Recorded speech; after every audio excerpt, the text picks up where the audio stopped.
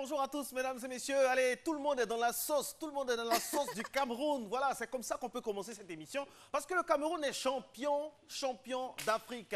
Félicitations à tous ces Camerounais qui nous regardent à travers le monde entier. Puis, chapeau pour ce sacre majuscule au niveau de la 31e Coupe d'Afrique des Nations. On est très heureux. Et elle aussi, elle est dans la sauce, mais dans la sauce des matinales. Eva Mani. Bonjour Marco, bonjour chez vous et merci d'être sur RTI. Félicitations, oui, à tous les Camerounais. Vous avez mis l'Égypte dans la sauce pour le plus grand bonheur de Marco. Et nous sommes là, très heureux d'être encore fidèles au poste pour cette matinale qui s'ouvre pour la deuxième semaine du mois de février. Merci encore une fois de votre fidélité. On parlera aujourd'hui Instant Vérité avec notre journaliste. On parlera également économie et d'agriculture. Est-ce que le succès de ce pays repose toujours sur l'agriculture et comment avoir une agriculture plus rentable? Ce sera donc à la fin de cette émission, sans oublier tous les détours que Marco connaît par cœur. La gym, l'humour, oui. Le selfie, le petit-déj, le point route. Et ensuite les sourires, les biscuits d'Eva Mani et de votre serviteur. Exactement. Mais pour démarrer, parce que vous le savez, l'information occupe une place importante de cette matinale. D'ailleurs, vous aurez le JT dans quelques instants. Pour l'heure, elle a installé, elle fera la revue de presse également, mais elle est prête pour sa première intervention. C'est la titrologie. Fatim Djedje.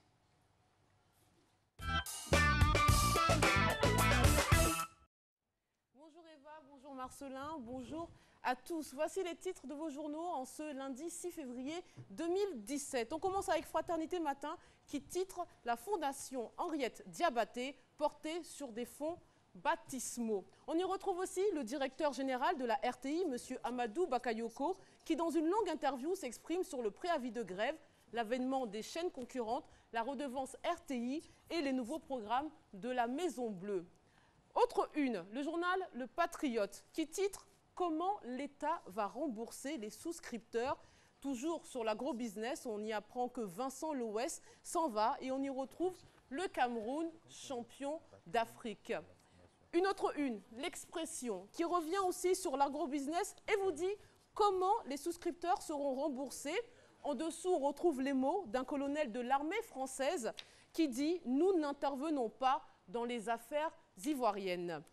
On passe à l'intelligent d'Abidjan qui évoque une plainte bloquée de Bamba Ousmane contre Yedidi René et nous dit que les milliards d'ECOM vont faire tomber des têtes.